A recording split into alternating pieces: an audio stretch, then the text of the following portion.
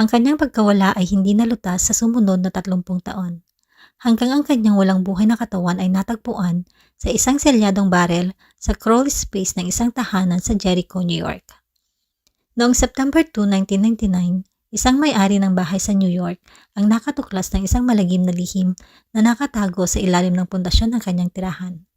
Isang mummified na katawan ang natagpuan sa loob ng isang lumang barel. Nasa late 20s ang babae nang siya ay bawian ng buhay at nasa pagitan ng 4'9" at 5 feet ang taas. Siya ay may mahaba at itim na buhok. Ating alamin ang pagkakakilanlan ng biktima at kung ano ang misteryong bumabalot sa kanyang pagkamatay.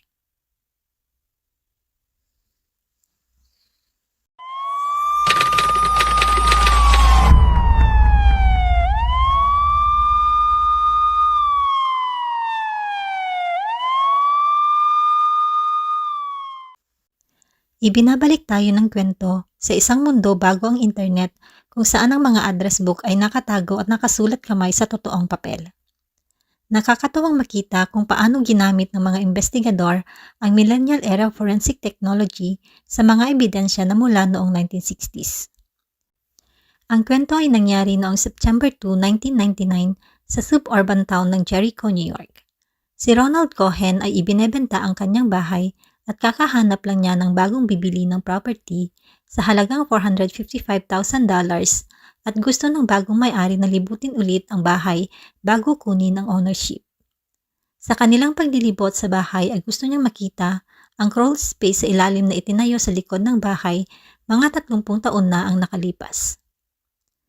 Sa pinakalikod ng crawl space ay napansin nila ang isang 55-gallon na barrel sa gilid at nasa ilalim ng hagdanan. Tinanong ng buyer si Ronald ang tungkol sa barrel at sinabing naroon na ito mula pa noong binili niya ang bahay mahigit 10 taon na ang nakakaraan. Sinabi pa niya na wala siyang idea kung ano ang mga laman nito at kung paano ito napunta doon. Dahil hindi ginagamit ang crawl space at masyadong mabigat para sa kanya na buhatin mag-isa ang barrel, ay iniwan na lamang niya ito doon sa loob ng maraming taon. Bukod pa rito, hindi niya ito gustong buksan dahil may mga warning sign ito na maaaring may mga mapanganib na chemical sa loob. Sinabi ng buyer na gusto niyang maalis ang barrel bago niya bilhin ang bahay. Kaya humingi ng tulong sina Ronald at ang kanyang real estate agent na ilabas ang barrel mula sa ilalim ng bahay at dinala nila ito sa gilid ng kalsada para hakutin ng mga basurero. Nang dumating ang mga basurero kinabukasan, ay ipinaalam nila kay Ronald na ang 355 pounds na barrel ay napakabigat para makuha nila ito. Nagpasya sina Ronald at ang kanyang real estate agent na buksan ang barrel at tanggalin ang anumang nasa loob nito upang maitapon ito ng maayos at para matiyak na walang mapanganib o nakakalason na bagay na nandoon. Wala silang idea sa kung ano ang nilalaman nito at habang sinusubukan nilang buksan ang barrel, ang dalawang lalaki ay agad na nakaamoy ng masangsang na amoy. Nang matanggal nila ang takip, nakita nila ang isang kamay ng tao at isang sapatos ng babae. Agad na tumawag ng pulis si Ronald. Dinala ng mga pulis ang barrel sa forensic lab kung saan ay inalis nila ang laman nito at nangolekta ng mga ebidensya.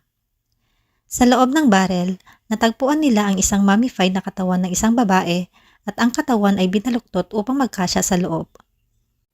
Dahil ang barrel ay naselyuhan ng maayos, ang katawan ng biktima ay na-preserve ng mabuti. Ngunit nang mahanginan ito, ay mabilis itong naagnas at agad na dinala para sa autopsy.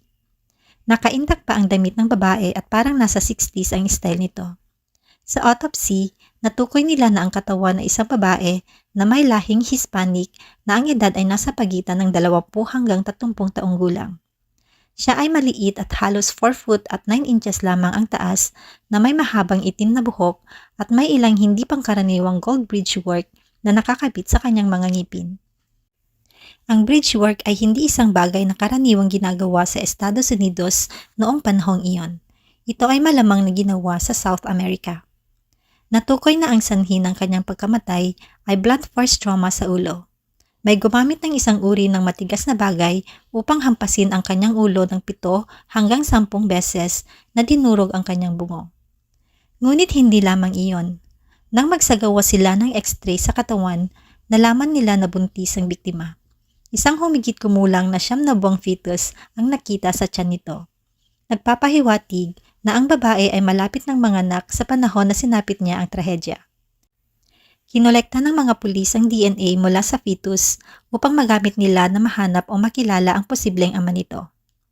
Sa katawan ng babae ay may nakita rin silang 3 singsing at isang pendant na may naka-engrave na Patrice with Love, Uncle Phil.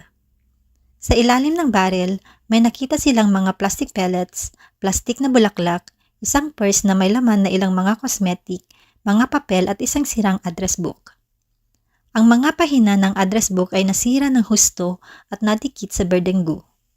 Hindi umasa ang mga detective na makakakuha sila ng anumang mga clue mula dito, ngunit nagbaka sakali pa rin sila kaya inilagay nila ang address book sa loob ng forensic drying cabinet sa loob ng ilang araw upang patuyuin ito. Kinabukasan, nagsimulang magsaliksik ang mga detective para malaman kung saan nagmula ang barrel. Ipinaliwanag ng may-ari ng bahay na si Ronald na naroon na ito noong binili niya ang bahay ilang taon na ang nakakaraan. Inalam ng mga detective kung sino-sino ang mga naunang may-ari ng bahay upang malaman kung sino ang nagtayo ng extension sa bahay. Sa kanilang pagsisiyasat, napag-alaman nila na may 4 na naunang nagmay-ari ng bahay. Kalaunan ay natagpuan nila ang house owner na nagtayo ng extension. Siya ay ang 71 taong gulang na si Howard Elkins na nakatira sa Boca Raton, Florida. Ibinenta niya ang bahay noong 1972 at nagretiro siya nang isara niya ang kanyang plastic business na pag-aari niya sa Manhattan. Sa paglipas ng mga araw, nagsimulang lumabas ang mga clue. Sa maingat na pagsusuri sa barrel, na-verify nila na mayroon itong ilang serial number pati na rin ang pangalan ng chemical company na gumawa nito. Salamat sa kumpanyang ito, nalaman na ang barrel ay mula noong 1965 at ginawa nila ito para sa Melrose Plastics, isang kumpanya na gumagawa ng mga plastik na bulaklak. Ito ang parehong kumpanya na isinara ni Howard Elkins noong 1972. Ipinaalam din sa kanila na ang berdeng likido na nakita sa loob ng barrel ay isang natatanging produkto na tinatawag na halogen green, isang pangkulay na partikular na ginagamit upang gumawa ng mga plastic-based na bulaklak noong 1960s. Samantala, ang Forensics Documents Club ay matagumpay na na-recover ang nasirang address book at nagawa nila itong mapatuyo sa kung saan ay napaghihiwalay na nila ang mga pahina nito. Ngunit ang mga sulat ay naiwan sa mga pahina. Gamit ang isang device na tinatawag na Video Spectral Comparator, nabasa nila ang ilan sa mga impormasyon na nakasulat dito sa pamamagitan ng paggamit ng mga alternatibong light source. Ang unang notation sa libro ay isang numero na nagsisimula sa letrang A. Ito ay isang resident alien number. Nakipag-usap ang mga detective sa mga immigration officers, ngunit ang numero ay mula pa sa nakaraang 30 taon at ang kanilang mga sistema ay nagbago na mula noon. Kaya medyo matatagalan bago nila maibigay ang resulta. Natukoy na ang barrel, ang plastik, at ang pangkulay ay nagmula sa negosyo ni Howard Elkins at nakita nila ang barrel sa ilalim ng dati niyang tahanan. Kaya naniniwala na sila ngayon na mayroon silang sapat na impormasyon upang makapaglakbay sa Florida para tanungin siya. Ngunit bago nila siya pinuntahan, ay nais nilang bisitahin muna ang dati niyang business partner sa plastic flower business na si Melvin Cantman na nagretiro na rin sa Boca Raton. Kinumpirma ni Melvin na sila ni Howard ay magkasosyo sa negosyo, ngunit hindi na niya ito nakakausap sa loob ng maraming taon. Nang ipakita ang isang larawan ng barrel, mabilis niyang kinumpirma na ang barrel ay isa sa madalas nilang ginagamit noon para sa kanilang kumpanya. Ni-verify din niya na ang dye-color at plastic pellets ang ginagamit nila sa paggawa ng kanilang mga plastic na bulaklak. Nang ipinakita ang larawan ng plastic stem na natagpuan sa barrel, alam na niya agad na galing din ito sa kanilang kumpanya. Sobrang mahalaga ang mga impormasyong ibinigay ni Melvin, pero may isang importanteng bagay siyang naalala noong huling bahagi ng 1960s. Alam niyang nakipagrelasyon si Howard Elkins sa isang Hispanic na empleyado sa kanilang kumpanya at nagrenta ng apartment para sa babae. Hindi niya alam ang pangalan ng babaeng empleyado, ngunit naalala niyang may kakaiba itong ngipin sa harap at may mahabang itim na buhok. Naalala rin ni Melvin ang pagtawag sa kanya sa telepono ng may-ari ng apartment na inuupahan ni Howard para sa babae. Hinahanap ng may-ari ng apartment si Howard dahil wala nang nakatira sa apartment, ngunit nandoon pa rin ang mga gamit at gusto ng may-ari ng bahay na alisin na niya ang mga gamit doon para maparentahan ito sa iba. Dahil sa pahayag ito ni Melvin, ay mas kumbinsido na ngayon ang mga detective na ang 71 taong gulang na si Howard Elkins ang salarin. Pumunta sila sa tahanan ni Howard at malugod naman silang pinapasok sa kanyang bahay. Ang mga bagay na madaling naalala ni Melvin tungkol sa negosyo ay tila hindi naalala ni Howard. Wala siyang matandaan na barel, pangkulay, mga plastic pellets o kahit na ano. Ngunit nakapagtataka na nang tanungin siya kung nagkaroon pa siya ng karelasyon noong mga panahong iyon, ay malaya niyang inamin na nagkaroon nga siya. Ngunit ito ay isang napakaikling relasyon lamang dahil ayon sa kanya ay bigla na lamang siyang iniwan ng walang pasabi. Nang tanungin kung alam ba niyang buntis ang nakarelasyon o kung alam man lang ba niya ang pangalan nito, ay tila wala siyang maalala tungkol sa kanya. Sinabi sa kanya ng mga detective na ang babae ay nagdadalang tao at siya ay natagpo ang walang buhay sa loob ng isang barel na nakatago sa ilalim ng kanyang dating bahay. Pagkarinig nito ay tila hindi siya nabigla. Nang humingi sila sa kanya ng kanyang DNA sample ay tumanggi siya. Pagkatapos ng isang tawag sa telepono mula sa kanyang asawa ay sinabi ni Howard sa mga detective na kailangan na nilang umalis. Ang mga New York detective ay walang jurisdiction sa Florida upang makakuha ng warrant o gumawa ng pag-aresto.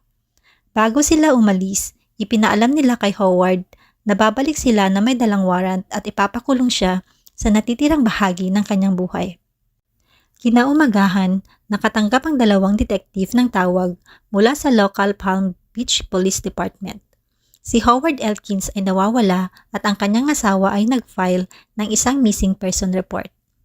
Ang mga kaibigan, pamilya at mga pulis ay nagtulong-tulong na hanapin si Howard. Sa gabing iyon ay natagpuan nila si Howard sa garahe. Siya ay nasa likod ng backseat ng kanilang Ford Explorer SUV. Sa umaga pa lang iyon ay nagpunta siya sa Walmart at bumili siya ng 12-gauge na Mossberg shotgun. Umupo siya sa backseat ng SUV, inilagay ang shotgun sa pagitan ng kanyang mga binti, itinutok ito sa kanyang bibig at pinaputukan ang kanyang sarili. Mula sa crime scene ay kinolekta ng mga detective ang kanyang DNA at dinala pabalik sa New York kung saan ay nakumpirma na siya ang ama ng fetus na dinadala ng biktima. Sa sandaling bumalik ang mga detective sa New York, 8 araw pagkatapos matagpuan ang barel, ay nakatanggap sila ng balita mula sa immigration na may pagkakakilanlan na ang biktima. Ang kanyang pangalan ay Reyna Angelica Morocid. Siya ay lumipat sa US noong 1966 mula sa El Salvador. Si Reyna ay 27 taong gulang at dumating siya sa Miami noong 1966 at lumipat sa New York ng sumunod na taon. Ang pangkat ng forensic document ay nakakuha pa ng karagdagang impormasyon mula sa address book. Na-recover nila ang ilang pangalan, address at telephone number. Ang mga telephone number ay higit sa 30 taong gulang na, ngunit sinubukan pa rin nilang tawagan ang mga ito. Nakapagtataka na active pa rin ang isang numero na nakasulat doon. Ang babaeng sumagot sa tawag ay si Kathy Andrade. Siya ay malapit na kaibigan ni Reyna at nakatira pa rin sa parehong address makalipas ang 3 dekada. Kinilala ni Kathy si Reyna mula sa isang 30 taong gulang na immigration picture niya. Sinabi niya na si Reyna ay nandayuhan mula sa El Salvador at nagtatrabaho sa paggawaan ng plastik na bulaklak sa Melrose Plastics noong 1960s. Ayon pa kay Kathy, noong November 1968, nasabi ni Reyna sa kanya na nakikipag-date siya sa kanyang amo sa flower factory at dinadala niya sa kanyang sinapupunan ang bunga ng kanilang pagmamahalan. Hindi alam ni Kathy ang pangalan ng lalaki at ang tanging alam lamang niya ay amo ito ni Reyna sa flower factory. Ayon pa kay Kathy, isang araw ay sinabi sa kanya ng kaibigan na nakagawa siya ng isang malaking pagkakamali. Sinabi niya na nagalit siya sa karelasyon at tinawagan niya ang asawa nito. Sinabi ni Reyna sa asawa ng kanyang amo na sila ay may relasyon at nangakong pakakasalan siya at siya ay buntis sa kanilang anak. Sinabi rin ni Reyna kay Kathy na natatakot siya na baka papatayin siya nito. Lumalabas na tama nga ang kanyang hinala. Iyon na ang huling sandali na may narinig si Kathy mula sa kaibigan. Naalala rin ni Kathy ang isang gabi na bumisita siya sa apartment ni Reyna ngunit wala siya doon. Sa panahong iyon ay nagpunta siya sa pulisya upang iulat ang kanyang pagkawala. Ngunit sinabihan siya na kung hindi siya kapamilya ay hindi siya maaaring mag-file ng missing person report. Matapos na ay araw-araw niyang sinusubukang tawagan si Reyna sa loob ng maraming linggo, ngunit nabigo siyang makontak ito at kalaunan ay sumuko na lamang siya. Isang journalist na si Oscar Corral ang nakahanap sa 75 taong gulang na ina ni Reyna. Lumipad siya sa El Salvador para bisitahin ito. Sinabi ng ina ni Reyna na regular silang nagkakausap sa telepono ng kanyang anak pero bigla na lamang naputol ang kanilang kontak at hindi niya alam ang dahilan. Sinabi pa niya na madalas daw niyang napapanaginipan ang anak na nakakulong sa loob ng isang barel. Samantala, ang mga detective ay sigurado sa dahilan kung bakit kinitil ni Howard Elkins ang kanyang buhay. Gumawa pa sila ng reconstruction ng mga pangyayari kung saan naniniwala silang dumating si Howard sa apartment ni Reyna noong araw na iyon ng 1969. Kinuha siya at malamang ay dinala siya sa pabrika kung saan ay doon tinapos ni Howard ang buhay ni Reyna. Pagkatapos ay isinilin ni Howard ang walang buhay na katawan ni Reyna sa barel at dinala ito sa kanyang bahay sa Nassau County. Maaaring plano niyang itapon ang barel sa karagatan gamit ang kanyang bangka, ngunit pagkatapos lagyan ang barel ng mga plastic pellets na inilagay niya upang matiyak na lulubog ito, ay napagtanto niyang hindi na niya ito kayang buhatin pa ng mag-isa kaya iniwan na lamang niya ito sa crawl space ng kanyang bahay. Para sa mga detective, walang duda na si Howard Elkins ang kumitil sa buhay ni Reyna. Ang katawan ni Reyna ay dinala pabalik sa El Salvador upang doon ilibing. Pagkaraan ng ilang buwan ay sumakabilang buhay ang kanyang ina at inihimlay ito sa kanyang tabi.